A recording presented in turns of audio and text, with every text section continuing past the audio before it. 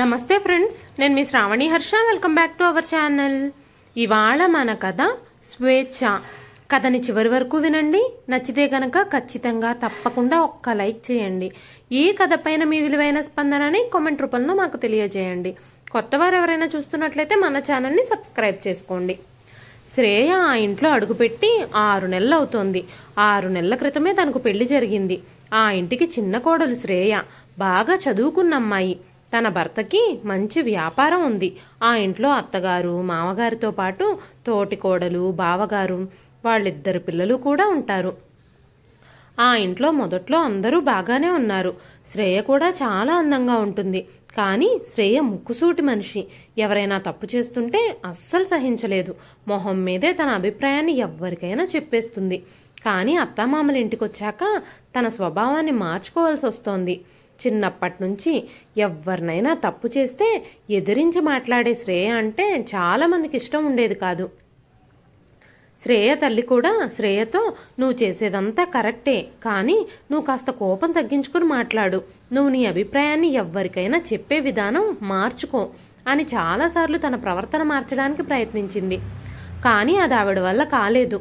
తన ఎదురుగా ఏదైనా తప్పు జరగడం చూసినా విన్నా శ్రేయ తట్టుకోలేకపోయేది. తన ఆ స్వభావం వల్లే ఇప్పుడు అత్తారింట్లో అత్తమామలకి తనంటే అస్సలు ఇష్టం ఉండడం లేదు. 6 నెలల్లో మంచి కోడలు అనే అభిప్రాయం ఏర్పరచుకోవడానికి బదులు తను ఆ ఇంట్లో చెడ్డ కోడలైపోయింది. ఆ ఇంటి పెద్ద కోడలు శ్రేయ తోటి కోడలు రమ్య అత్తామామలకు ఎదురు సమాధానం చెప్పకుండా మౌనంగా తన పని తను చేసుకుంటూ ఉంటుంది. కాబట్టి ఆమె అందరికీ చాలా ఇష్టమైన కోడలు. కానీ శ్రేయ ఎంత కోరుకున్నా తనలా ఉండలేకపోతుంది. తన అత్తామామల ప్రవర్తనలో ఏదైనా తప్పుంటే తను ఎత్తి చూపకుండా ఉండలేకపోతుంది. తన అత్తగారు తనని, తన పుట్టింటి వాళ్ళని చులకనగా మాట్లాడితే ఎదురు తిరగకుండా ఆగలేకపోతుంది. ఒకరోజు ఉదయాన్నే అందరూ టిఫిన్ చేసిన తర్వాత శ్రేయ కూడా టిఫిన్ చేయడానికి కూర్చుంది. ఆ సమయానికే టిఫిన్ మొత్తం చల్లారిపోయింది. అయినా సరే అత్తగారు, మన ఇంట్లో అదే రూలు, కోడళ్ళు అత్తమామలు భర్తలు తిన్న తర్వాత కానీ టిఫిన్ కానీ భోజనం కానీ చేయాలి, వాళ్లతో కలిసి కూర్చొని తినకూడదు అని చెప్పారు. కానీ శ్రేయ పుట్టింట్లో అలా కాదు. అందరూ కలిసి కూర్చుని కబుర్లు చెప్పుకుంటూ భోజనం చేసేవారు. ఇప్పుడైతే శ్రేయ అత్తగారింట్లో వాళ్ళందరూ టిఫిన్ ముగిసే వరకు కనీసం టీ కూడా తాగదు. ఆ ఆలోచనతోనే శ్రేయ టిఫిన్ చేస్తోంది. వెంటనే తన అత్తగారు కోపంగా, విజయ్ ఇంకా టిఫిన్ చేయడానికి కిందకి రాలేదు, నీ భర్త తినకుండానే నువ్వు టిఫిన్ చేసేస్తున్నావు, ఇదేనా మీ పుట్టింట్లో నేర్పించారు? ఇదేనా నీ సంస్కారం? కనీసం భర్త తిన్నాక తినాలని కూడా మీ అమ్మ నీకు నేర్పలేదా అంటూ నోటికొచ్చినట్టు మాట్లాడారు సుజాత గారు. ఉదయాన్నే ఇంటి పనులన్నీ చేసి చాలా ఆకలితో టిఫిన్ ప్లేట్ ముందు కూర్చున్న శ్రేయాకి చాలా బాధగా అనిపించింది. కానీ అత్తగారికి ఎదురు తిరగకూడదని 6 నెలలుగా తనకి క్లాసులు పీకుతూనే ఉన్నారు. ఆ విషయాలన్నీ గుర్తుకొచ్చి మౌనంగా ఆగిపోయింది శ్రేయ. తినేటప్పుడు కూడా మీరు ఇలా మాట్లాడకుండా ఉండలేరా? అందరూ తిన్న తర్వాతే కదా నేను తినడానికి కూర్చున్నాను అంది. అత్తగారు ఆ మాటలు వినగానే శ్రేయ వైపు కోపంగా చూసి, నా మీదకి నీ నోరు లెగుస్తుందేంటి? నేను ఈ ఇంటి పెద్దని, నాకు ఎదురు తిరిగి మాట్లాడకూడదని నీకెన్నిసార్లు చెప్పాను అనగానే, విజయ్ ఇంకా నిద్ర లేవలేదు అంది శ్రేయ. ఏంటి, విజయ్ ఇంకా నిద్ర లేవలేదా? వెంటనే వెళ్ళి నీ భర్తని నిద్రలేపు. విజయ్ని త్వరగా షాప్కి రమ్మని మీ మామగారు చెప్పి వెళ్లారు. ఎప్పుడైతే మీ పెళ్లి జరిగిందో అప్పటి నుంచి ఎంత బద్ధకంగా తయారైపోయాడో వాడు. ఇది ఇలాగే కొనసాగితే వ్యాపారం నష్టాల్లో కూరుకుపోతుంది అనగానే శ్రేయ మాట్లాడబోయింది. అప్పుడే తన తోటికోడలు రమ్య మాట్లాడొద్దు అన్నట్టుగా సైగ చేసింది. దాంతో శ్రేయ ఇంకేమీ మాట్లాడకుండా మౌనంగా ఉండిపోయింది. సుజాత గారు కోపంగా, ఎప్పుడైతే ఈ అమ్మాయి పెళ్ళై ఈ ఇంట్లో అడుగుపెట్టిందో అప్పటి నుంచి వ్యాపారంలో లాభాలన్నీ ఆగిపోయాయి, తన పాదం అస్సలు మంచిది కాదు అని గొణుక్కుంటూ తన గదిలోకి వెళ్ళిపోయింది. ఇదంతా విన్న తర్వాత శ్రేయ నిశ్చేష్టురాలైపోయింది. తన ఆకలి మొత్తం చచ్చిపోయి టిఫిన్ ప్లేట్ అక్కడే వదిలేసి కిచెన్లో ఒక మూలను నుంచుని కన్నీళ్లు పెట్టుకుంది. వెంటనే రమ్య శ్రేయ దగ్గరికెళ్ళి ఓదార్చింది. ఈ ఇంట్లో అత్తమామల నుంచి ఇలాంటి సాధింపులు మనం పడుతూ ఉండాల్సిందే. నువ్వింకా ఈ ఇంటికి కొత్త కాబట్టి నీకు ఇవన్నీ అలవాటు కాలేదు. క్రమక్రమంగా అన్నీ అలవాటైపోతాయిలే. కాబట్టి ఈ విషయాలన్నీ నువ్వు అస్సలు మనసుకు తీసుకోవద్దు. ఎంత ఎక్కువ ఆలోచిస్తే అంత బాధ పెడతాయి ఆ మాటలు. నువ్వు అత్తగారి మాటలు అస్సలు మనసుకు తీసుకోవద్దు. ఒక చెవితో విని మరొక చెవితో వదిలేసేయి అని చెప్పి శ్రేయాని ఓదార్చింది రమ్య. ఒకరోజు ఉదయాన్నే రమ్య శ్రేయతో ఇవాళ భోజనంలోకి వంటలేం చేద్దాం అని అడిగింది. వెంటనే శ్రేయ, నాకు గుత్తొంకాయ కూర అంటే చాలా ఇష్టం అక్క, అది చేద్దామా ఇవాళ అంది.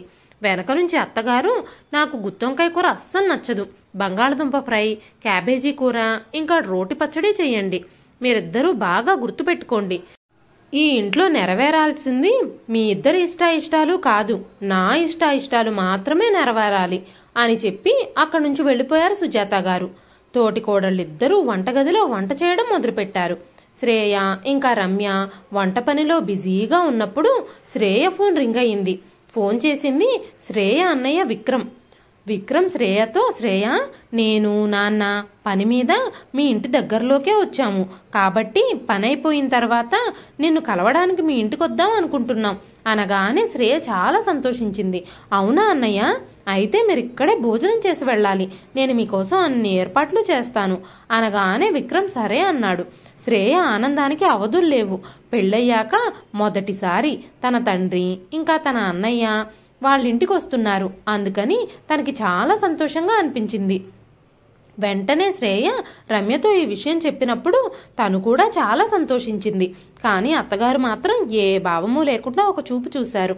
ఆ చూపులోని అర్థమేమిటో శ్రేయకు అర్థం కాలేదు. బహుశా మా నాన్న అన్నయ్య రావడం అత్తయ్య గారికి ఇష్టం లేదేమో అనుకుంది శ్రేయ. కానీ ఏమీ మాట్లాడకుండా మౌనంగా వంటగదిలోకి వెళ్ళి వంట చేయడం మొదలుపెట్టింది. కొంతసేపటి తరువాత రమ్య శ్రేయ ఇద్దరూ కలిసి వంటలన్నీ సిద్ధం చేసేశారు. శ్రేయ తన తండ్రికి ఇష్టమైన ముద్దపప్పు, ముక్కల పులుసు చేసింది. ఇంకా గారెలు, పూర్ణాలు, పాయసం కూడా చేసింది. అప్పటికే విజయ్ లేచి శ్రేయను టీ కోసం పిలిచాడు. వెంటనే శ్రేయ రూంలోకి వెళ్ళి, మీరింతసేపు పడుకుంటే మీ అమ్మగారేమో నా మీద చాలా కోపంగా ఉంటున్నారు, మామయ్య గారు మిమ్మల్ని తొందరగా షాప్కి రమ్మన్నారట, మీతో కూడా చెప్పారట కదా అనగానే, అవును వెళ్ళాలి చెప్పారులే అని అయిష్టంగానే అన్నాడు విజయ్. నన్ను రోజు షాప్కి రమ్మని చెబుతూనే ఉంటారు మా నాన్నగారు, కానీ నాకు కూడా సొంత జీవితం ఉందని, సొంత ఇష్టాయిష్టాలుంటాయని ఆయన ఎందుకు అర్థం చేసుకోలేకపోతున్నారు అనగానే, శ్రేయ మీ మాటలన్నీ కట్టిపెట్టి మీరు టీ తాగి ఫ్రెష్ అయ్యి షాప్కి బయలుదేరండి, నాకు వంటింట్లో చాలా పనుంది, మా నాన్న అన్నయ్య వస్తున్నారు అని చెప్పి విజయ్కి టీ ఇచ్చి అక్కడి నుంచి వచ్చేసింది. అప్పుడు రమ్య శ్రేయతో, శ్రేయ, అత్తయ్య గారిని అడగకుండానే ఈ వంటకాలన్నీ చేసేసాము, ఆవిడ కోపం వస్తుందేమో అంది. ఏం మాట్లాడుతున్నావు అక్క నువ్వు, అత్తయ్య గారికి ఎందుకు కోపం వస్తుంది? మా నాన్న మా అన్నయ్య మొదటిసారి మన ఇంటికి వస్తున్నారు, వాళ్ళకి బాగా మర్యాద చేయాలి కదా, వాళ్ళకి నచ్చిన భోజనం వండి పెట్టాలి కదా, లేకుంటే మనకే కదా అవమానం అంది శ్రేయ.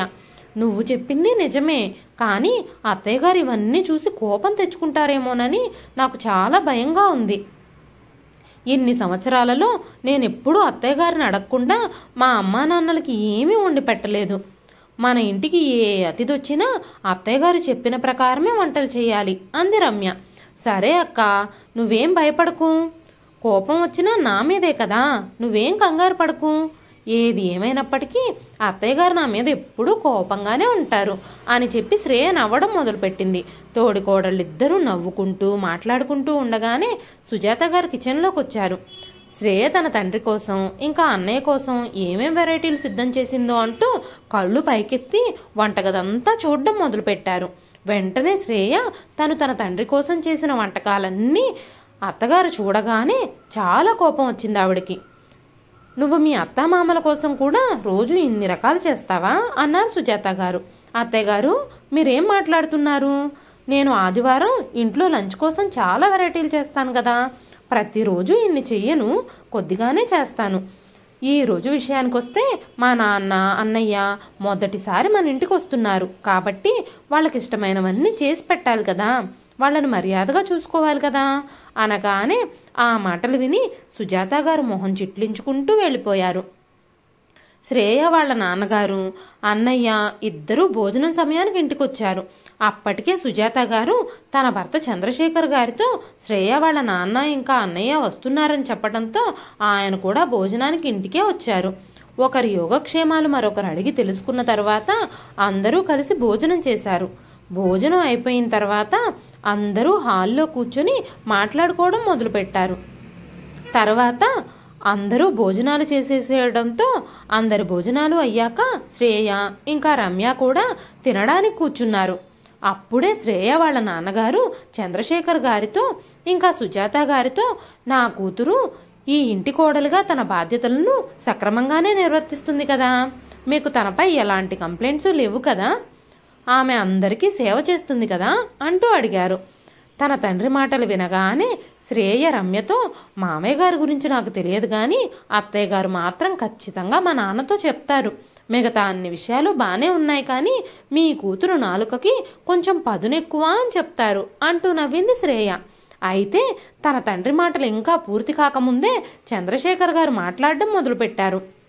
ముందుగా ఆయన, అసలు మీరు ఎప్పుడు ఎలా వచ్చారు చెప్పండి అని అడిగారు. ఇక్కడ దగ్గరలోనే ఒక పని మీద వచ్చాం బావగారు. ఇక్కడ దాకా వచ్చాం కాబట్టి నా కూతుర్ని మిమ్మల్ని అందరినీ కూడా కలుద్దాం అనుకున్నాం. ఎలాగో శ్రేయ పెళ్ళయ్యాక మేము ఒక్కసారి కూడా మీ ఇంటికి రాలేదు. నాన్న, నువ్వు మా ఇంటికి ఎందుకు రావు అని మాటి మాటికి శ్రేయ అడుగుతూనే ఉంది. కాబట్టి తనను ఒకసారి కలిసి వెళదామని వచ్చాం అని చెప్పగానే చంద్రశేఖర్ గారు, మీరు వస్తున్నామని ముందుగా మాతో ఎందుకు చెప్పలేదు అన్నారు. శ్రేయ తండ్రి రఘురాం గారు, బావగారు, నేను మా అల్లుడికి ఫోన్ చేశాను, విజయ్తో విషయం చెప్పాను. శ్రేయకు కూడా మేము వస్తున్నామన్న విషయం తెలుసు, తను మీతో చెప్పలేదా అనగానే చంద్రశేఖర్ గారు కొంచెం కోపంగా, ముందు నాకు ఒక విషయం చెప్పండి, ఈ ఇల్లు ఎవరిది, నాదా లేక మీ కూతురు అల్లుడిదా అన్నారు. వెంటనే రఘురాం గారు, ఈ ఇల్లు ఖచ్చితంగా మీదే బావగారు అన్నారు. వెంటనే చంద్రశేఖర్ గారు, ఈ ఇల్లు నాదే అయినప్పుడు మీరింటికి వస్తున్న విషయం మీ కూతురికి అల్లుడికి తెలియజేయాలా, లేదంటే నాకు చెప్పాలా, మీకు కొంచెం కూడా మేనర్స్ తెలియదు అనుకుంటా. తండ్రి ఇలా ఉన్నప్పుడు కూతురు ఖచ్చితంగా ఇలాగే ఉంటుంది కదా అన్నారు చంద్రశేఖర్ గారు. వెంటనే రఘురాం గారు, మీరు ఈ విషయాన్ని ఎక్కడి వరకు తీసుకెళ్తున్నారు? సరే, మీకు చెప్పకుండా మేము రావడం మీకు నచ్చకపోతే నెక్స్ట్ టైం మీకే చెప్పొస్తాము, కానీ అలా మాట్లాడకండి. ఇంతకీ మా కూతురు ఏం చేసింది, మీరు ఏం చెప్పాలనుకుంటున్నారు అసలు, నా కూతురు మీద మీకేమైనా కంప్లైంట్స్ ఉన్నాయా అని అడిగారు రఘురాం గారు. వెంటనే చంద్రశేఖర్ గారు, ఏం చెప్పమంటారు మీ కూతురు గురించి, మీ కూతురికి అస్సలు పెద్దవాళ్లకు మర్యాద ఇవ్వడం తెలియదు అనగానే శ్రేయ తింటున్న ప్లేట్ వదిలేసి హాల్లోకి రాబోయింది. వెంటనే తన తోటికోడలు రమ్య శ్రేయ చేయి పట్టుకుని ఆపి, వద్దు శ్రేయ, ఇప్పుడు బయటకెళ్ళొద్దు, నువ్విప్పుడు వాళ్ళ మధ్యలోకి వెళితే గొడవ ఇంకా పెద్దదవుతుంది అని చెప్పగానే శ్రేయ భోజనం మధ్యలోనే వదిలేసి గదిలోకి వెళ్ళి కూర్చుంది. అక్కడి నుంచి వాళ్ళ సంభాషణ అంతా స్పష్టంగా వినిపిస్తూ ఉంది. మామగారు ఇంకా మాట్లాడుతూనే ఉన్నారు. చంద్రశేఖర్ గారి మాటలు విని శ్రేయ తండ్రి రఘురాం గారు, తన అన్నయ్య విక్రమ్ ఇద్దరూ సీరియస్ అయ్యారు. వెంటనే రఘురాం గారు, నా కూతురు ఏం చేసింది బావగారు, మీకు అంత కోపం తెప్పించేలా నా కూతురు ఎలా ప్రవర్తించింది అనగానే చంద్రశేఖర్ గారు, ఏం చెప్పమంటారు, మొదటి విషయం, మీ కూతురు అసలు ఎవ్వరికీ భయపడదు. తను ఈ ఇంటికి చిన్న కోడలు అన్న విషయమే మర్చిపోయి ఇంటి పెద్దలాగా అన్ని విషయాల్లో జోక్యం చేసుకుంటుంది. అంతేకాకుండా తన భర్తని పేరు పెట్టి పిలుస్తుంది అనగానే రఘురాం గారు, ఇందులో తప్పే ఉంది బావగారు, పిల్లలిద్దరికీ ఇష్టమైనప్పుడు వాళ్ళ ఇష్టానుసారం వాళ్ళని ఎలాగైనా పిలుచుకోవచ్చు కదా, ఈ రోజుల్లో అందరూ భర్తని పేరుతోనే పిలుస్తున్నారు కదా అనగానే చంద్రశేఖర్ గారు, అంటే మీ భార్య కూడా మిమ్మల్ని పేరు పెట్టే పిలుస్తుందా, చూడండి ఇలాంటివన్నీ మీ ఇంట్లో ఒప్పుకుంటారేమో కానీ మా ఇంట్లో మేము ఒప్పుకోము. మీ కూతురు అత్తామామల మాట అస్సలు వినదు, మాటకి మాట ఎదురు సమాధానం చెప్తుంది, ఎప్పుడూ తనకి నచ్చిందే చేయాలనుకుంటుంది. నా భార్య నా తల్లి మాట అస్సలు జవదాటేదే కాదు. నా భార్య కూడా నీ కూతురు లాంటిదే అయ్యుంటే మా కుటుంబం ఎప్పుడూ నాశనం అయ్యుండేది అన్నారు చంద్రశేఖర్ గారు. మామగారు తన తండ్రితో మాట్లాడుతున్న మాటలు విని శ్రేయకి చాలా ఆశ్చర్యం కలిగింది. ఇప్పటి వరకు తను అత్తగారికే కోపం ఎక్కువ అని, అత్తగారిది కొంచెం కఠినమైన స్వభావం అని అనుకుంటూ ఉండేది. అయితే ఇక్కడ మామగారు అత్తగారి కంటే 2 ఆకులు ఎక్కువే చదివినట్టున్నారు. ఆయన మాట్లాడే ఆ చేదు మాటల్ని తట్టుకోలేకపోయింది శ్రేయ. శ్రేయ కళ్ళల్లో నీళ్లు తిరిగాయి. నేను వెంటనే ఈ విషయాలన్నింటిపై క్లారిటీ ఇవ్వాలి అనుకుంటూ శ్రేయ గదిలో నుంచి లేచి బయటకు రాబోయింది. కానీ తోటికోడలు రమ్య మరొక్కసారి శ్రేయ చేయి పట్టుకొని గదిలోకి లాగి కూర్చోబెట్టింది. నీకింత మూర్ఖత్వం ఏంటి? ఇలా పదే పదే బయటకు వెళ్లాలని ఎందుకు చూస్తున్నావు? పెద్దవాళ్ళు మాట్లాడుకుంటున్నారు. ఇప్పుడు నీ గురించి అక్కడ పెద్ద డిస్కషన్ జరుగుతుంది. ఇప్పుడు నువ్వు వెళ్ళి మధ్యలో మాట్లాడితే వాళ్లనే మాటలన్నీ నిజం చేసిన దానివవుతావు అంది రమ్య. వెంటనే శ్రేయ, చూడక్క, ఇప్పుడిక నేను నీ మాట వినలేను. నేను చెడ్డదాన్ని అయితే అవ్వనివ్వండి, కానీ ఇవన్నీ భరించడం నా వల్ల కాదు. నేనిప్పుడు ఇవన్నీ సహిస్తూ మౌనంగా ఉండలేను. ఇంతవరకు నేను పెద్దవాళ్ళు మాట్లాడుకుంటున్నారులే అని చాలా ఓపిక పట్టాను. కానీ నా గురించి తప్పుడు ఆరోపణలు చేస్తూ ఉంటే నేనిక సహించలేను అంటూ గదిలో నుంచి బయటకెళ్ళింది శ్రేయ. వెంటనే రమ్య, సరే వెళ్ళి మీ అన్నయ్యని మీ నాన్నని ఇంకా అవమానించు అంటూ కోపంగా అంది రమ్య. వెంటనే శ్రేయ గదిలోకి వచ్చేసి కూర్చొని చాలా ఏడవడం మొదలుపెట్టింది. శ్రేయ ఏడవడం చూసిన రమ్యకు కూడా ఏడుపు వచ్చేసింది. నువ్వు ఈ అత్తామామల ఇంట్లో నిలదొక్కుకోవడం అంత సులభం కాదు అనే విషయం నువ్వు అర్థం చేసుకో. ఇన్నేళ్లుగా నేను ఎన్ని సహించానో, ఎన్ని భరించానో. ఎదురు తిరిగి మాట్లాడితే నాకే నష్టం, నా కన్న తల్లిదండ్రులకే అవమానం అని అన్నీ మౌనంగా ఈ రోజుకి భరిస్తూనే ఉన్నాను. నువ్వు కాస్త అర్థం చేసుకో. ఇక్కడ మనం ఏం మాట్లాడినా చెల్లదు, మనల్నే తప్పుడు మనుషులుగా చిత్రీకరిస్తారు అని చెప్పింది రమ్య. ఆ ఇద్దరి మధ్య సంభాషణ కొనసాగుతూనే ఉంది. ఇంతలోనే సుజాత గారు మాట్లాడుతూ, నా పెద్ద కోడలు ఎంత సంస్కారవంతురాలో చూడండి. ఆమె చదువుకుంది, పెద్ద కుటుంబానికి చెందింది. అంతేకాకుండా ఒక పెద్ద కంపెనీ యజమాని కూతురు తను. రమ్య తండ్రి సంపాదన మీ సంపాదన కంటే చాలా రెట్లు ఎక్కువ. కానీ తను ఇప్పటికీ మాకు ఎదురు సమాధానం చెప్పదు. మేమేం చెప్పినా తల వంచుకుని చేసుకుంటూ వెళ్ళిపోతుంది. కానీ మీ కూతురు అలా కాదు. పెళ్ళై ఈ ఇంట్లో అడుగుపెట్టిన దగ్గర నుంచి అత్తగారికి ఎదురు సమాధానం చెప్పడం, ప్రతి విషయంలో నేనున్నాను అంటూ జోక్యం చేసుకోవడం, ఇలాంటి పనులన్నీ చేస్తుంది. అంతేకాకుండా మీ కూతురు ఇంట్లో అడుగుపెట్టిన దగ్గర నుంచి ఏ పని చేసినా కలిసి రావడం లేదు. వ్యాపారం కూడా నష్టాల్లో నడుస్తుంది. మీ అమ్మాయిది అంత మంచి జాతకం కాదనుకుంటాను. నా కొడుకు ఇంతకుముందు చాలా కష్టపడి పనిచేసేవాడు. కానీ పెళ్లి తర్వాత అసలు పని చేయడమే మానేశాడు. పెళ్ళప్పుడు ఖచ్చితంగా మీ కూతురు జాతకంలో ఏదో దోషం ఉండే ఉంటుంది. మీరు అవన్నీ దాచిపెట్టి మమ్మల్ని మోసం చేశారు. అవన్నీ మాకు తెలియజేయకుండానే ఈ పెళ్లి చేశారు. పెళ్లికి ముందు మీరు ఎంత గొప్పగా పెద్ద పెద్ద విషయాలు మాట్లాడారు. నా కూతురిలా, నా కూతురు అలా, ఆమె చాలా సంస్కారవంతురాలు, చాలా చదువుకుంది, చాలా తెలివైంది అని ఎన్ని గొప్పలు చెప్పారు. కానీ ఈ 6 నెలల్లో మీ కూతురు అసలైన రంగులు బయటపడ్డాయి అన్నారు సుజాత గారు. అత్తగారి మామగారి మాటలకు రఘురాం గారు తల వంచుకున్నారు. సరే, మేం చెప్పాల్సింది చెప్పేశాం. ఇప్పుడు మీరు మీ కూతురుతో ఏం మాట్లాడాలనుకుంటున్నారో నిరభ్యంతరంగా మాట్లాడుకోవచ్చు అంటూ చంద్రశేఖర్ గారు చెప్పారు. వెంటనే చంద్రశేఖర్ గారు, సుజాత గారు శ్రేయను బయటకు రమ్మని పిలిచారు. వెంటనే శ్రేయ తన తండ్రి దగ్గరకు వచ్చింది. కోపం కారణంగా రఘురాం గారి కళ్ళు ఎర్రగా మారాయి. అది చూసిన శ్రేయ భయపడిపోయింది. శ్రేయ, నేనేం వింటున్నాను? మీ అత్తామామలు నీ గురించి ఏమంటున్నారో తెలుసా? ఎందుకు ఇలా చేస్తున్నావు? నిన్ను అత్తగారింటికి పంపించేటప్పుడు ఎన్ని జాగ్రత్తలు చెప్పాము. అత్తగారింట్లో అందరినీ గౌరవిస్తూ ఎవ్వరికీ ఎదురు చెప్పకుండా సర్దుకుపోవాలని ఎంత నేర్పించి పంపించాము. కానీ అవేవీ నువ్వు అర్థం చేసుకోలేదు. ఇది మీ అత్తామామల ఇల్లు. ఒక్కసారి జాగ్రత్తగా ఆలోచించు. నువ్వు ఇంత చదువుకున్నావు, నీకు కొంచెం కూడా బుద్ధి లేదా? చిన్నప్పటి నుంచి నీకు మేము నేర్పించిన విలువలన్నీ నువ్వు మర్చిపోయావా? నా కూతురు తన మర్యాదతో, మంచితనంతో అత్తగారింట్లో అందరి మనసులు గెలుచుకొని మమ్మల్ని గర్వపడేలా చేస్తుంది అని నేను నీ గురించి కలలు కంటున్నాను. కానీ ఈరోజు మీ అత్తామామల నోటి నుంచి ఇన్ని మాటలు వింటుంటే నాకు చాలా బాధగా ఉంది. నా తల కొట్టేసినట్టు అనిపిస్తుంది అన్నారు రఘురాం గారు. ఆ మాటలు విని శ్రేయ కళ్ళు బయర్లు కమ్మాయి. శ్రేయ, నువ్వు ఇప్పుడే జీవితాన్ని ప్రారంభించావు కాబట్టి కొన్ని తప్పులు జరుగుతాయి. అవన్నీ వదిలేసేయి. ఇప్పటి వరకు నువ్వు చేసిన తప్పులకి మీ అత్తామామలకి క్షమాపణలు చెప్పు. భవిష్యత్తులో మళ్ళీ అలాంటి పొరపాట్లు చేయకుండా ప్రయత్నించు అంటూ రఘురాం గారు చేతులు జోడించి చంద్రశేఖర్ గారిని, సుజాత గారిని అభ్యర్థిస్తున్నారు. దయచేసి నా కూతుర్ని అర్థం చేసుకోండి, తనని క్షమించండి. ఇక నుంచి తను మళ్ళీ ఎలాంటి తప్పు చెయ్యదు. నాకు తెలుసు తనది కొంచెం దూకుడు స్వభావమే, కాదనడం లేదు, కానీ తన మనసు చాలా స్వచ్ఛమైంది అన్నారు రఘురాం గారు.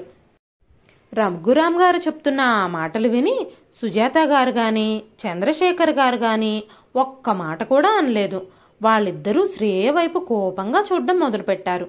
వెంటనే రఘురాం గారు, శ్రేయ ఇలారా, ముందు నువ్వు మీ అత్తామామలకు క్షమాపణలు చెప్పు అన్నారు.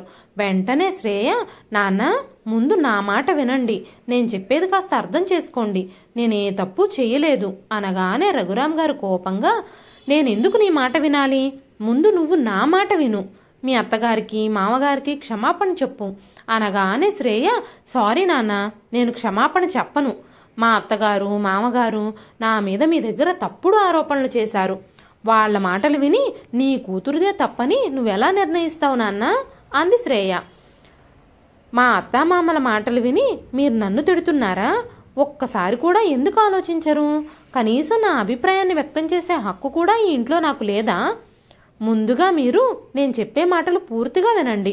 తర్వాత ఏ నిర్ణయం తీసుకున్నా దాన్ని నేను పూర్తిగా అంగీకరించడానికి సిద్ధంగా ఉన్నాను. ఒకవైపే విని ఎవ్వరూ తీర్పు చెప్పరు కదా, అది సరైన పద్ధతి కూడా కాదు అంది శ్రేయ. వెంటనే రఘురాం గారు కూతురు వైపు కోపంగా చూశారు. అప్పుడు విక్రమ్, నాన్న చెల్లి చెప్పేది కూడా నిజమే కదా, ఒక్కసారి తన మాటలు కూడా వింటే మీకు అసలు ఏం జరిగిందో అర్థం అవుతుంది అన్నాడు.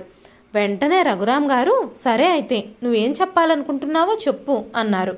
వెంటనే సుజాత గారు, చంద్రశేఖర్ గారు అక్కడి నుంచి లేచి వెళ్ళిపోబోయారు.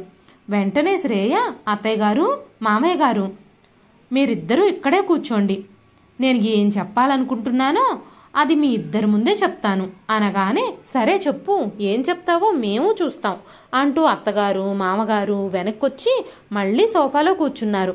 వెంటనే విక్రమ్, రా శ్రేయ వచ్చి ఇలా కూర్చో అంటూ తను కూర్చున్న సోఫాలోంచి లెగవబోయాడు. వెంటనే శ్రేయ నేలపై కూర్చుని, లేదన్నయ్య నేను కిందే కూర్చుంటాను, ఈ ఇంట్లో కోడళ్ళకి సోఫాలో కూర్చునే అర్హత లేదు, అత్తగారు మామగారు పైన కూర్చుంటే కోడళ్ళు నేల మీద కూర్చోవాలి, ఇది మా అత్తగారింట్లో రూల్ అని చెప్పగానే సుజాత గారు కోపంగా శ్రేయ వైపు చూడడం మొదలుపెట్టారు. నాన్న అసలు ఈ ఇంట్లో ఏం జరుగుతుందో మొత్తం మీకు చెప్తాను. మా హనీమూన్ ట్రిప్ అయ్యాక నేను మొదటిసారిగా ఈ ఇంటికి వచ్చినప్పుడు వీళ్ళది చాలా ఉన్నతమైన కుటుంబం అనిపించింది. వీళ్ళంతా ఓపెన్ మైండెడ్గాను మోడర్న్ థింకింగ్తోనూ ఉన్నట్టు నేను అనుకున్నాను. అందుకే మా మామగారితో బావగారితో నేను క్యాజువల్గానే మాట్లాడాను. అది అత్తగారికి అస్సలు ఇష్టం లేదు, కానీ ఆ విషయం నాతో ప్రేమగా చెప్పలేదు. ఆవిడ నాతో చాలా కోపంగా, మామగారితో బావగారితో అలా మాట్లాడకూడదని మీ అమ్మ నీకు నేర్పించలేదా? ఇదేనా నువ్వు మీ ఇంట్లో నేర్చుకున్న సంస్కారం అన్నారు.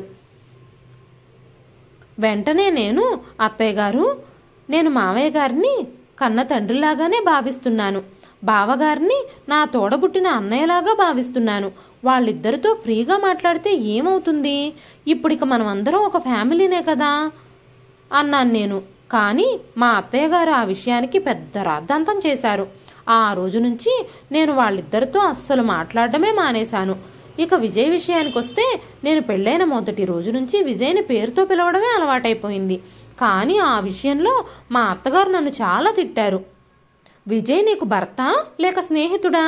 స్నేహితుడిని పిలిచినట్టు పేరుతో పిలుస్తున్నావు, మీ అమ్మ మీ నాన్నగారిని పేరుతోనే పిలుస్తుందా అంటూ అడ్డదిడ్డంగా మాట్లాడారు అత్తగారు. ఆ రోజు నుంచి నేను నా భర్తను పేరు పెట్టి పిలవడం కూడా మానేశాను. అయితే మీ అందరికీ నేను ఒక విషయం చెప్పాలి. మా ఆడపడుచు అంటే మా అత్తామామగారుల కూతురు తన భర్తని పేరు పెట్టే పిలుస్తుంది, కానీ వాళ్ళ కూతురికి వాళ్ళు ఎప్పుడూ భర్తని పేరు పెట్టి పిలవకూడదని చెప్పలేదు. ఆచారాలు నియమాలు కోడలికి మాత్రమేనా, కూతురికి వర్తించవా అంది శ్రేయ. వెంటనే సుజాత గారు, నువ్వేం మాట్లాడుతున్నావు శ్రేయ అన్నారు. అప్పుడు శ్రేయ, అత్తయ్య గారు నన్ను మాట్లాడనివ్వండి, మీరు మాట్లాడుతున్నంతసేపు నేను మీకు అడ్డంగా ఒక్క మాట కూడా మాట్లాడలేదు. దయచేసి నన్ను డిస్టర్బ్ చేయకండి. నేను ఏం చెప్పాలనుకుంటున్నానో దాన్ని అందరికీ తెలియజేయనివ్వండి, నన్ను ఆపకండి అని చెప్పగానే ఆ మాటలు విని అందరూ సైలెంట్ అయిపోయారు. ఇక విజయ్ పని విషయానికి వస్తే పెళ్లి తర్వాత కలిసి రావడం లేదని, విజయ్ సరిగ్గా పనిచేయడం లేదని మా అత్తగారు చెప్పే మాటలు పూర్తిగా తప్పు. అసలు విషయం ఏమిటంటే విజయ్కి చాలా బద్ధకం. అతని వ్యాపారం చూసుకోవడం అంటే అతనికి అస్సలు ఇష్టం ఉండదు. కాసేపు ఊరికే అలా షాప్ దగ్గరికి వెళ్ళి మిగిలిన సమయం అంతా కాలక్షేపం చేయడం, ఫ్రెండ్స్తో పార్టీలు చేసుకోవడం, రాత్రికి ఆలస్యంగా ఇంటికి రావడం, తెల్లవారాక 10-11 వరకు నిద్రపోవడం ఆయనకు బాగా అలవాటైపోయింది. ఆ విషయానికి కూడా మా అత్తగారు నన్నే నిందిస్తున్నారు. నేను చెప్పేది మీరు నమ్మకపోతే విజయ్ ఇక్కడే కూర్చునున్నాడు, మీరు స్వయంగా ఆయన్నే అడగొచ్చు. ఇక షాప్లో సేల్స్ తగ్గడానికి కారణం వీళ్ళు దుకాణాన్ని సరిగ్గా నడపకపోవడం, పట్టించుకోకపోవడం. ఆన్లైన్ షాపింగ్లు, డోర్ డెలివరీలు ఇవన్నీ కూడా వ్యాపారంపై ప్రభావాన్ని చూపిస్తున్నాయి. కానీ నా వల్లే అంటే నేనెలా బాధ్యత వహిస్తాను? నేను కాలు పెట్టగానే ఇంట్లో అశుభం జరుగుతుంది అంటున్నారు. నువ్వేమో మోసం చేశావని చెప్తున్నారు. కానీ నిజంగా మోసం చేసింది వాళ్ళు. పెళ్లికి ముందు తమ కొడుకు బిజినెస్ చేస్తున్నాడని, బిజినెస్ వ్యవహారాలన్నీ తనే చూసుకుంటున్నాడని చెప్పారు. కానీ అలాంటిదేమీ లేదు. వాళ్ళ కొడుకు ఒక పెద్ద సోమరి, నెంబర్ 1 పని దొంగ. కానీ ఇప్పటికీ మా అత్తామామలు తనని ఏమీ అనలేక నన్నే నిందిస్తున్నారు. నాదే తప్పు అంటున్నారు అంది శ్రేయ. వెంటనే రఘురాం గారు, సరే మంచిది, నువ్విక నోరు మూసుకో. నేను అర్థం చేసుకున్నాను ఇందులో నీ తప్పేమీ లేదని. ఇంకాపేసి గొడవను పెద్దది చేయకు అన్నారు రఘురాం గారు. నాన్న, నేను మౌనంగా ఉండను. నువ్వు నా మాటలన్నీ పూర్తిగా విని తీరాల్సిందే. లేదంటే మా అత్తామామల దృష్టిలో, నా తల్లిదండ్రుల దృష్టిలో నేను చెడ్డదాన్ని అవుతాను, దోషిగా మిగులుతాను అనగానే విక్రమ్, అవును నాన్న, చెల్లి ఏం చెప్తుందో చెప్పనివ్వండి, తను చెప్పే మాటలు కాస్త ఓపిగ్గా వినండి అన్నాడు. వెంటనే శ్రేయ, నాన్న, నేను నీతో చాలా గొడవపడి చదువుకోవడానికి బయటకు వెళ్ళాను. హాస్టల్లో ఉండి మరీ MBA కంప్లీట్ చేశాను. కానీ ఇక్కడ నన్ను ఉద్యోగం చెయ్యొద్దు అని చెప్పారు. అప్పుడు కూడా నేను ఈ ఇంటి పరిస్థితుల్ని అర్థం చేసుకొని ఉద్యోగం చెయ్యాల్సిందే అని పట్టుపట్టలేదు. జీవితాంతం వంటగదికే పరిమితమైపోయి పని చేయాలని కూడా డిసైడ్ అయ్యాను. నేను చేసే ప్రతి పనిలో వీళ్ళు తప్పులు వెతుకుతూనే ఉన్నారు. నేను బయటకు రాకుండా గదిలోనే ఉంటానని, నాకు చాలా అహంకారం అని, పొగరు, గర్వం అని అందరితో చెప్తూ ఉంటారు. నేను నా చదువు గురించి చాలా గర్వపడతానని, పనివాళ్లతో సరిగ్గా బిహేవ్ చేయనని చెప్తున్నారు. ఒకరోజు నేను భోజనం చేస్తూ నా గ్లాసులోని నీళ్లు అయిపోవటంతో పనమ్మాయిని మంచినీళ్ళు అడిగాను, అంతే. దానికి కూడా అత్తగారు నేను బద్ధకస్తురాలనని, ఏ పని చేయనని, పనివాళ్లతోనే అన్ని పనులు చేయించుకుంటానని మాట్లాడుకోవడం మొదలుపెట్టారు. మనమైతే మన ఇంట్లో అందరం కలిసి భోజనం చేయడం అలవాటై, నేను మొదట్లో తెలియక అందరూ భోజనానికి కూర్చున్నప్పుడు నేను కూడా ఒక ప్లేట్ తీసుకొని అందులో భోజనం వడ్డించుకున్నాను. అప్పుడు మా అత్తగారు, ఈ ఇంట్లో పెద్దవాళ్ళందరూ తిన్నాకే కోడళ్ళు భోంచేయాలి, తమ భర్తలు తిన్నాక ఆ ప్లేట్లలోనే భార్యలు తినాలి అని చెప్పి నన్ను భోజనం ముందు నుంచి లేపేశారు. అసలు ఎవ్వరైనా ఇలా చేస్తారా? ఇవన్నీ పాత ఆలోచనలని, పాత సాంప్రదాయాలని నేను ఎన్నిసార్లు చెప్పడానికి ప్రయత్నించినా నా మాట ఎవ్వరూ పట్టించుకోలేదు. నిజమే, నేను మొదట్లో నా అభిప్రాయాలను వ్యక్తం చేశాను. ఇవి మా ఇంటి నియమాలు అని వీళ్ళు చెప్పిన తర్వాత, నేను చేసే పనులు వద్దు అని వీళ్ళు చెప్పిన తర్వాత నేను వాటిని మళ్ళీ రిపీట్ చేయలేదు. వాళ్ళ దృష్టిలో నేను ఎప్పుడు పొరపాటు చేశాననిపించినా ప్రతిసారి నేనే వెళ్ళి క్షమాపణ చెప్పాను. అలాంటప్పుడు నేను అహంకారిని, సంస్కారహీనురాల్ని ఎలా అవుతాను? ఈరోజు నా మీద ఉన్న కోపాన్నంతటినీ వీళ్ళిద్దరూ మీపై వెళ్ళగక్కారు, మిమ్మల్ని అవమానించారు అని చెప్పింది శ్రేయ. ఇప్పుడు రఘురాం గారికి శ్రేయ పైన కొంచెం కోపం తగ్గింది. కూతురు చెప్పే మాటలు మెల్లిమెల్లిగా అర్థమవుతున్నాయి. అదే సమయంలో శ్రేయ తోటికోడలు రమ్య కూడా తలుపు దగ్గర నిలబడి ఏడుస్తూ ఉంది. బహుశా తనకి తన గత జ్ఞాపకాలు గుర్తొచ్చినట్టున్నాయి. రమ్య ఏడుపు చూడగానే తన విషయంలో కూడా ఇలాంటివే జరిగాయేమో అని శ్రేయ కనిపించింది. ఎంతకంటే ఎక్కువే జరుగుండొచ్చు అని శ్రేయకు అర్థమైంది. ఎందుకంటే పెద్ద కోడల నుంచి అత్తామామలకి చాలా ఎక్స్పెక్టేషన్స్ ఉంటాయి. ఆ ఎక్స్పెక్టేషన్తో మా అత్తగారు అక్కని ఎంత బాధ పెట్టారో, తనని ఎంత వేధించారో అనగానే, సుజాత గారు, ఏం మాట్లాడుతున్నావు శ్రేయ నువ్వు? మేం మా పెద్ద కోడల్ని ఇబ్బంది పెట్టామంటున్నావా? రమ్య, ఒకసారి నువ్వు బయటికి రా. మేము నీ విషయంలో ఏం చేశాం? నిన్ను మేము ఇబ్బంది పెట్టామా? ఈ శ్రేయ మా మీద ఇలాంటి తప్పుడు ఆరోపణలు చేస్తుంది. నిన్ను చిత్రహింసలు పెట్టామంటుంది. అనగానే శ్రేయ, చిత్రహింసలంటే శారీరకంగానే కాదత్తయ్య గారు, మానసికంగా హింసించడం కూడా చిత్రహింసే అంది. ఆ మాటలు విని సుజాత గారు చాలా రెచ్చిపోయారు. నీ పెళ్ళై 6 నెలలు కాలేదు, మేం మా పెద్ద కోడల్ని హింసించావని నీకెలా తెలుసు? నువ్వు మా మీద తప్పుడు ఆరోపణలు చేస్తున్నావు అన్నారు సుజాత గారు. వెంటనే శ్రేయ, ఇంట్లో పనులు చేయడానికి, చాకిరీలు చేయడానికి వీళ్లకు కోడళ్ళు కావాలి. నాన్న, ఈ ఇంటికి సంబంధించిన ఏదైనా నిర్ణయం తీసుకోవాలంటే అప్పుడు మా అత్తమామలిద్దరూ తమ కూతురు ఇంకా అల్లుడితో డిస్కస్ చేస్తారు. ఇంట్లో ఏ నిర్ణయం తీసుకున్నా నాది కానీ అక్కది కానీ మా ఇద్దరి ప్రమేయమే ఉండదు. కానీ వాళ్ళ కూతురు అల్లుడు మాత్రం ఖచ్చితంగా వాళ్ళ డిస్కషన్లో పాల్గొంటారు.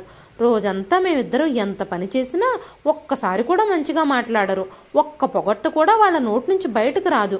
కానీ మేమిద్దరం భోజనానికి కూర్చున్నప్పుడల్లా ఏదో ఒక సాకుతో ఖచ్చితంగా మమ్మల్ని తిడుతూనే ఉంటారు.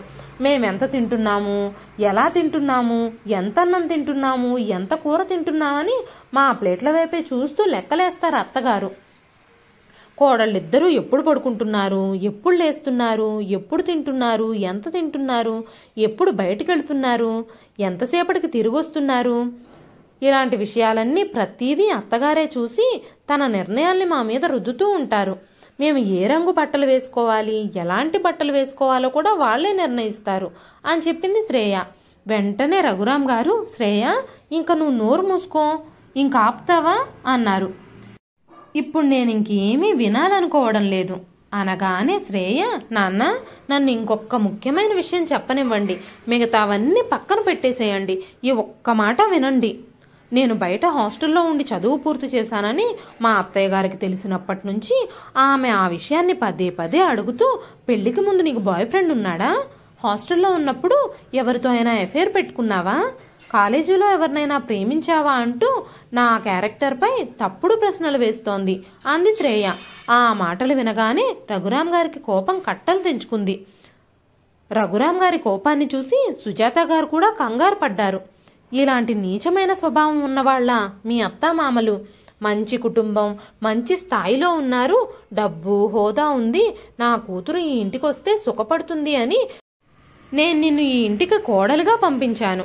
మేడి పండు చూడు మేలిమయ్యుండు, పొట్ట విప్పి చూడు పురుగులుండు అన్నట్టు వీళ్లు పైకి కనిపించేంత ఉన్నతమైన స్వభావం కలవారు కాదని నాకు ఇప్పుడిప్పుడే అర్థమవుతుంది అన్నారు రఘురాం గారు. అవును నాన్న, నిజానికి ఈ ఇంటికి కావాల్సింది కోడలు కాదు, వాళ్లకు కీ ఇచ్చినట్టల్లా ఆడే ఒక తోలు బొమ్మ కావాలి వీళ్ళకి. ఈ మాటలన్నీ మాట్లాడుతూ శ్రేయ ఏడుస్తూ కళ్ళు తిరిగి కింద పడిపోయింది. వెంటనే అందరూ కంగారు పడిపోయి శ్రేయను డాక్టర్ దగ్గరకు తీసుకెళ్లారు. డాక్టర్ శ్రేయాని చెకప్ చేసి తను 2 నెలల గర్భవతి అని నిర్ధారించారు. నిజం చెప్పాలంటే అత్తగారు గాని మామగారు గాని ఆ మాటలు విని సంతోషించలేదు. రమ్య మాత్రం తన్ని అభినందించింది. మరెవ్వరూ సంతోషంగా లేరు. విజయ్ ప్రవర్తన మామూలుగానే ఉంది. రఘురాం గారు శ్రేయని కొన్ని రోజులు పుట్టింట్లో ఉంచుకొని 3వ నెల నిండాక పంపిస్తామని తమతో పాటే తమ ఇంటికి తీసుకెళ్లారు. పుట్టింటికి వెళ్లిన దగ్గర నుంచి అత్తగారు గాని మామగారు గాని శ్రేయకి ఒక్క ఫోన్ కాల్ కూడా చేయలేదు. 3వ నెల నిండాక శ్రేయని రఘురాం గారు తీసుకెళ్లి అత్తగారింట్లో దించాలి అనుకున్నారు. శ్రేయను తీసుకుని ఆ ఇంట్లో అడుగు పెట్టగానే సుజాత గారు గాని చంద్రశేఖర్ గారు గాని వీళ్లతో ఒక్క మాట కూడా మాట్లాడలేదు. కాసేపటి తర్వాత సుజాత గారు కోపంగా, మా గురించి అన్ని మాటలు మాట్లాడి మమ్మల్ని అవమానించిన నీకు ఈ ఇంట్లో ఉండే అర్హత లేదు. నిన్నిక మా కోడలిగా ఈ ఇంట్లో మేము ఉంచుకునే ప్రసక్తే లేదు. మీరు వెంటనే బయటకు నడవండి అన్నారు. ఆ మాటలు విని విజయ్, అమ్మా, ఏం మాట్లాడుతున్నావు నువ్వు? శ్రేయ నా భార్య, తనని ఎలా బయటకు పంపిస్తావు అన్నాడు. అప్పుడు సుజాత గారు, అలాంటి పొగరుబోతు భార్య నీకు అవసరం లేదు. మనం చెప్పినట్టు పడుండే మంచి అమ్మాయిని చూసి నీకు మళ్లీ పెళ్లి చేస్తాను, తనతో నీకు విడాకులు ఇప్పించేస్తాను అన్నారు సుజాత గారు. వెంటనే విజయ్, అమ్మా, ఏం మాట్లాడుతున్నావు నువ్వు? తను నేను తాళి కట్టిన భార్య. మేమిద్దరం త్వరలోనే ఒక బిడ్డకు తల్లిదండ్రులం కూడా కాబోతున్నాం. మమ్మల్ని ఇద్దరిని ఇప్పుడు విడగొట్టాలని చూస్తున్నావా? నీ మాటలు విని శ్రేయాని, పుట్టబోయే నా బిడ్డని నేను వదులుకోలేను అన్నాడు విజయ్. చూడు విజయ్, నువ్వు మేం చెప్పినట్టు వినకపోతే మా కొడుకుగా ఈ ఇంట్లో ఉండే అర్హత నీకు కూడా లేదు. నీ భార్యతో కలిసి ఈ ఇంట్లో నుంచి బయటకు నడువు అన్నారు చంద్రశేఖర్ గారు. వెంటనే విజయ్ తన భార్య శ్రేయాతో కలిసి శ్రేయ పుట్టింటికి వెళ్ళిపోయాడు. ఎక్కువ రోజులు అత్తామామలకు భారంగా ఉండకూడదనే నిర్ణయం తీసుకుని ఉద్యోగ ప్రయత్నాలు మొదలుపెట్టాడు. కానీ తనకి ఎలాంటి ఎక్స్పీరియన్సు లేకపోవడం వల్ల విజయ్కి ఎలాంటి ఉద్యోగము దొరకలేదు. చాలా రోజులు ప్రయత్నించాక విజయ్ తన అన్నయ్య అజయ్ సహాయ సహకారాలతో ఒక వ్యాపారాన్ని మొదలుపెట్టాడు. పగలు రాత్రి కష్టపడి పనిచేశాడు. తనకి పుట్టబోయే బిడ్డ ముందు తను ఒక పనికిరాని వాడిలా ఉండాలని విజయ్ ఇప్పుడు అనుకోవడం లేదు. తన శక్తిని, కష్టాన్ని పూర్తిగా వినియోగించుకొని విజయ్ తన వ్యాపారాన్ని చాలా సమర్థవంతంగా నడిపిస్తున్నాడు. విజయ్కి, శ్రేయాకి ఒక బాబు పుట్టాడు. మనవడు పుట్టాడు అని తెలిసాక కూడా చంద్రశేఖర్ గారు కానీ సుజాత గారు కానీ మనవణ్ణి చూడ్డానికి రాలేదు. రమ్య ఇంకా తన భర్త అజయ్ బాబుని చూడ్డానికి వెళ్ళొచ్చారు అని తెలిసి ఆ రోజు ఆ ఇంట్లో పెద్ద గొడవ జరిగింది. విజయ్ వ్యాపారానికి అజయ్ సహాయం చేశాడని, విజయ్కి పుట్టిన బిడ్డను చూడ్డానికి పెద్ద కొడుకు, కోడలు వెళ్లారని తెలియగానే చంద్రశేఖర్ గారికి కోపం కట్టలు తెంచుకుంది. ఆ రోజు ఆ ఇంట్లో పెద్ద గొడవే జరిగింది. అప్పుడు అజయ్ తల్లిదండ్రులతో మాట్లాడుతూ, మీరిన్ని రోజులు నా భార్యని ఎంత ఇబ్బంది పెట్టినా నేనన్నీ సహించాను. కుటుంబం విచ్ఛిన్నం కాకూడదని, అందరం కలిసి ఉండాలని అన్నింటినీ భరించాను. కానీ మీ మూర్ఖత్వంతో తమ్ముణ్ణి ఇంట్లో నుంచి బయటకు పంపించేశారు. ఈ ఇంటికి పుట్టిన వారసుణ్ణి కూడా చూడ్డానికి మీరు రాలేదు. ఈ రోజుకి నా పిల్లలు కూడా మీ ఆజ్ఞల అనుసారంగానే బ్రతుకుతున్నారు. ఈ ఇంట్లో మీరు చెప్పిందే శాసనంలా జరగాలని మీరు ఆశపడుతున్నారు. ఇక నుంచి నా భార్య మీ కింద బానిసలా పడుండదు. నేనిదంతా చూస్తూ ఊరుకోలేను అని చెప్పి అజయ్ కూడా రమ్యను, పిల్లలిద్దరినీ తీసుకుని ఆ ఇంట్లో నుంచి వెళ్ళిపోయాడు. అజయ్ అప్పటికే తన సొంత వ్యాపారాన్ని చేస్తున్నాడు.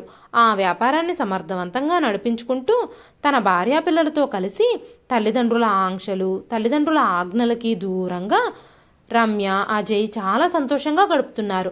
విజయ్, శ్రేయాలు కూడా తమ కుటుంబంతో చాలా సంతోషంగా ఉన్నారు.